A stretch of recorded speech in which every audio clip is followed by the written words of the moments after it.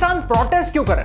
Farm bills, right और wrong? ये MSP क्या है? फार्म बिल्स के बारे में काफी ज्यादा कंफ्यूजन है। गवर्नमेंट कहती है कि ये बिल्स किसानों की जिंदगी बदल देंगे, लेकिन फिर भी फार्मर्स आर प्रोटेस्टिंग। तो सच क्या है? पिछले कुछ वीक्स में हमने अलग अलग स्टेट्स के फार्मर्स, एग्रीकल्चर स्टूडेंट्स और इंडस्ट्री एक्सपर्ट से बात की। एक्चुअल में बिल्स के ड्राफ्ट्स पढ़े, आसान से लैंग्वेज में ये सिंपल वीडियो बनाया with some easy to understand examples. और मेरी एक गारंटी है कि अगर आप इन 3 एग्जांपल्स को समझ पाए तो आप इन 3 बिल्स के बारे में और भारत के फार्मर्स की सिचुएशन के बारे में क्लियरली जान पाए। फिर आप खुद डिसाइड कीजिए कि क्या सही है और क्या नहीं। स्पॉइलर अलर्ट, अगर आपने आपके पॉलिटिकल इंटरेस्ट के हिसाब से पहले ही डिसाइड कर लिया है कि ये सही है या नहीं, then this video is not for you. क्योंकि असली सच बेस्ट केस सिनेरियो और वर्स्ट केस सिनेरियो के बीच कहीं होता है और वहां तक सिर्फ कुछ ही सेंसिबल लोग पहुंच पाते हैं। तो अगर आपको ये वीडियो समझ आता है, ये इशू इंपॉर्टेंट लगता है, तो प्लीज इस वीडियो को आपके फ्रेंड्स के साथ शेयर कीजिए। सबसे पहली बात, किसान गरीब क्यों? क्योंकि हमारे किसान प्राइस टेकर्स हैं। इनपुट्स यानी seeds, fertilisers, pesticides farmers retail price पर खरीदते हैं और अपना प्रोड्यूस होलसेल प्राइस पर बेचते हैं। और इन दोनों जगह किसान प्राइस मेकर्स नहीं, प्राइस टेकर्स होते हैं। I explain. भारत के 70% किसान छोटे किसान हैं। छोटा लैंड यानी कम फसल यानी कम बार्गेनिंग पावर। आफ्टर 1947 जमींदारी सिस्टम अबॉलिश हुआ और फार्म लैंड छोटे छोटे हिस्सों में बढ़ गया। मजदूर उन छोटे छोटे फार्मलैंड्स के मालिक बन गए, लेकिन उनके पास बार्गेनिंग पावर नहीं थी और ट्रेडर्स इसी चीज का फायदा लेते थे। पहले उन्हें लोन देते थे और हार्वेस्ट सीजन के बाद उनसे कम दामों में वही फसल वापस लेते थे। किसान गरीब रहता था क्योंकि उसे अपनी फसल का सही दाम नहीं मिलता था। तो सही प्राइस क्या है, ये कौन डिसाइड करेगा? इसलिए 1960s में जब पूरे देश में ग्रीन रेवोल्यूशन हो रहा था, तब आ गए एपीएमसीज यानी मंडीज, जिन्होंने फार्म प्रोड्यूस को रेगुलेट करना स्टार्ट किया। उन्होंने कहा आपसे प्रोड्यूस हम लेंगे, बाकी कोई भी आपसे डायरेक्टली खरीद नहीं पाएगा, और हम ट्रेडर्स को एक लाइसेंस और एक जगह देंगे जहां पे वो ट्रेड कर पाएंगे। आइडिया तो अच्छा है, क्योंकि पहले वाले सिस्टम से मंडी बेटर है। मंडी में अलग अलग ट्रेडर्स होते हैं जो फार्मर के साथ नेगोशिएट करते हैं और फिर रेट डिसाइड करते हैं। कोई 20 पर, कोई 22 पर, कोई 25 पर। फार्मर्स को ऑप्शंस मिलते हैं। तो चलो आज एक ऐसे ही मंडी में चलते हैं। ये एक टिपिकल मंडी है जहां पर प्राइस नेगोशिएशन हो रहा है, प्राइस डिसाइड हो रहा है। क्या आप गेस कर सकते हैं कि इन सारे लोगों में से किसान कौन है? एक बार देख लीजिए, कोई भी नहीं, क्योंकि प्राइस किसान कहां डिसाइड करता है? प्राइस तो ट्रेडर्स डिसाइड करते हैं। किसान आज भी मंडी में प्राइस टेकर है, प्राइस मेकर नहीं।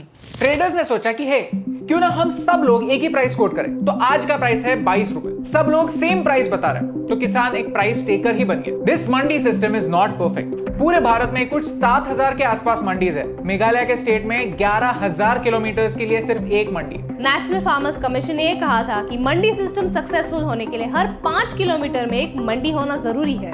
एज अ रिजल्ट भारत के टोटल प्रोड्यूस में से 40% से भी कम प्रोड्यूस मंडीज में बिकता है। छोटे फार्मर्स तो मंडी तक का ट्रांसपोर्ट भी अफोर्ड नहीं कर सकते। ये फार्मर्स अपने ही विलेज में अनलाइसेंस्ड ट्रेडर्स को अपना प्रोड्यूस बेचते हैं, वो जो प्राइस बोले उस प्राइस पे। एज अ रिजल्ट आज 4 में से 3 फार्मर्स फार्मिंग छोड़ने की सोच रहे हैं, क्योंकि एक मार्केट में एक अच्छे बायर की जरूरत है जो किसान को एक सही दाम दे। अब बात करते हैं रिफॉर्म्स के बारे में। फार्म बिल्स यानी कि 3 बिल्स हैं। चलो इन 3 बिल्स के कॉन्सेप्ट्स हम 3 एग्जांपल्स के साथ समझते हैं। Number 1, tomatoes for burgers. McDonald's सीधा फार्मर्स के साथ एक कॉन्ट्रैक्ट कर सकती है। हमें हमारे बर्गर्स के लिए इस साइज के टमेटोज लगते हैं, तो आप इस साइज के टमेटोज ग्रो करो और हर साल हम आपसे 1000 टन टमेटोज खरीदेंगे। इसे कहते हैं कॉन्ट्रैक्ट फार्मिंग। कॉन्ट्रैक्ट फार्मिंग का फायदा यही है कि प्राइस पहले से डिसाइड होती है। कॉन्ट्रैक्ट करने के टाइम अगर प्राइस डिसाइड हुई 20 रुपीज और टमाटोज रेडी होते होते मार्केट प्राइस हो गई 10 रुपीज, फिर भी कंपनी को 20 रुपीज में टमाटोज खरीदने पड़ेंगे। The farmer will only get 20 rupees even if the market price is 30 rupees. ऐसे कॉन्ट्रैक्ट्स इस बिल से पहले भी होते थे, लेकिन मंडी में रजिस्टर होते थे,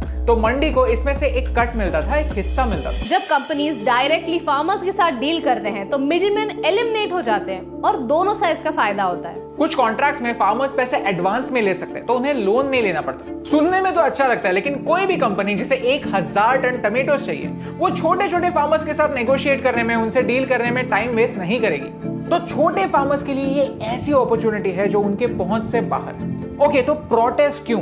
because a company is powerful.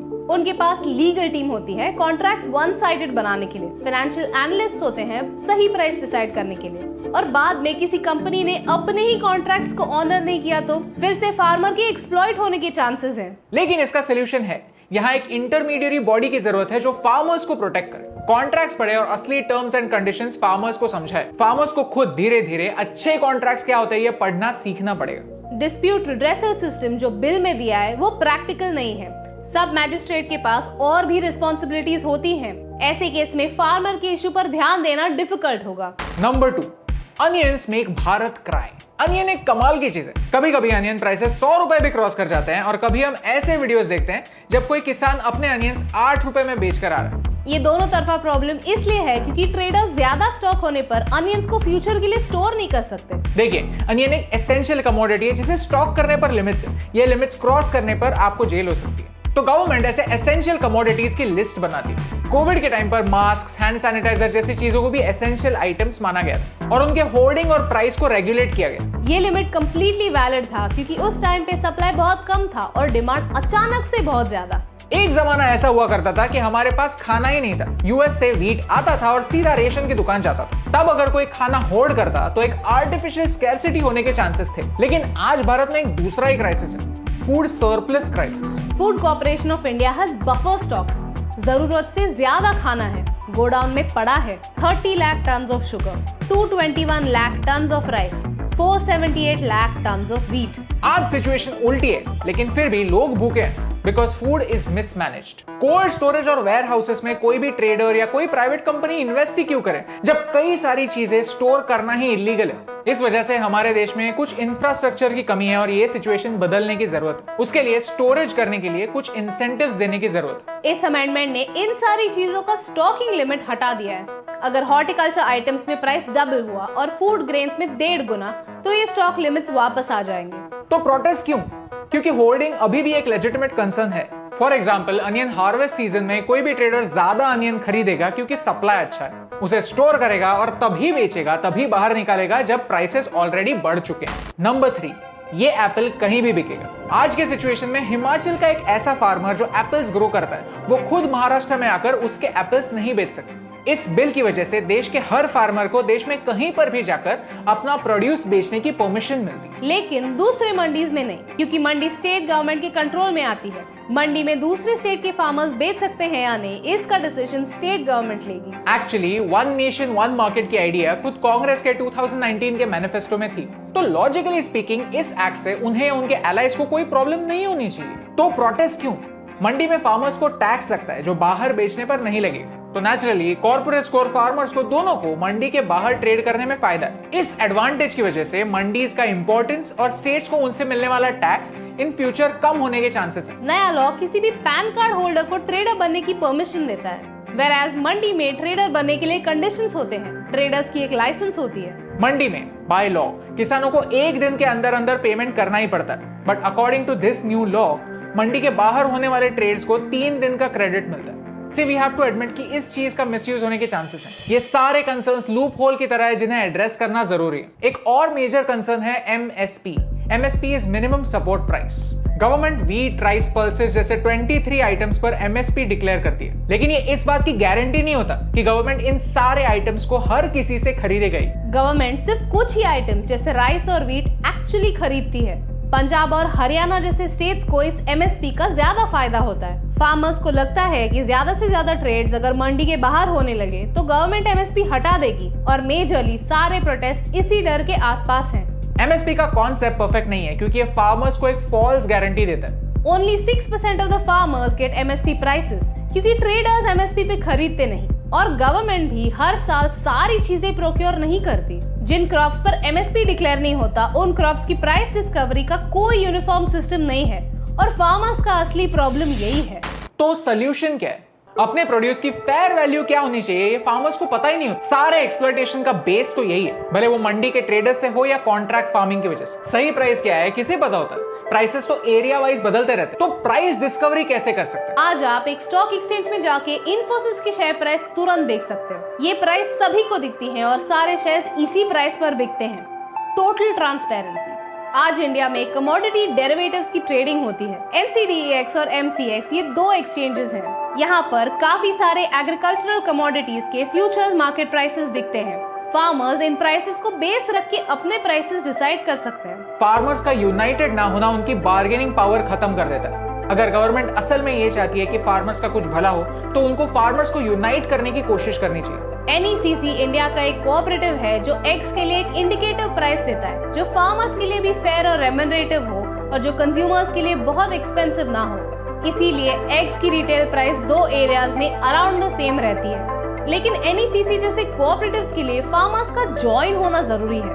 Farmers भी एक साथ आकर फार्मर प्रोड्यूसर ऑर्गेनाइजेशन बना सकते हैं जहां पर सारे फार्मर्स प्रोड्यूस को पूल कर सकते हैं। भारत में आज अमूल की इतनी इज्जत है क्योंकि अमूल ने काफी सारे फार्मर्स को एक साथ लाया और उन्हें एक फेयर प्राइस दिया। इंडिया में FPOs ऑलरेडी है जो फार्मर्स को सही प्राइस देने में मदद करती है। FPOs फार्मर्स को एक कलेक्टिव फोर्स बना सकती है। ऐसे FPOs को स्टेट और सेंटर दोनों गवर्नमेंट से फाइनेंशियल और एजुकेशनल सपोर्ट की जरूरत है। द पॉइंट इज ये बिल्स एक प्रोग्रेसिव स्टेप हो सकते हैं लेकिन उनमें जो लूप होल्स है उन पर डिस्कशन होना जरूरी है। किसी भी आइडिया का सक्सेस और फेलियर उसकी इम्प्लीमेंटेशन पे होता है। फार्मर्स जिनके फायदे के लिए ये बिल्स है, अगर उन्हें ही ये बिल्स उनका दुश्मन लगे तो इन बिल्स का क्या फायदा। जब दोनों साइड से चिल्लाया जाता है तो सिर्फ और सिर्फ शोर होता है, फिर दूसरे की क्या खुद की आवाज सुनना भी इम्पॉसिबल हो जाता है। In the battle of being the loudest one in the house we forget to hear what we ourselves are saying. सच तो ये है कि लोग अपने पॉलिटिकल इंटरेस्ट के हिसाब से इस बिल के अच्छे या बुरे साइड्स को देखते हैं और बाकी साइड्स को भूल जाते हैं। अगर सच में ये बिल्स फार्मर्स की भलाई के लिए तो उनके पॉइंट्स क्या है ये सुनने में किसी को भी प्रॉब्लम नहीं होनी चाहिए। एक अच्छी बात ये है कि एटलीस्ट इस कंट्रोवर्सी की वजह से फार्मर्स के प्रॉब्लम्स क्या है इस बात पर हम सबका अटेंशन आ गया। चलो इस मौके का फायदा लेते हैं और फार्मर्स के कुछ एक्चुअल प्रॉब्लम सॉल्व करते हैं।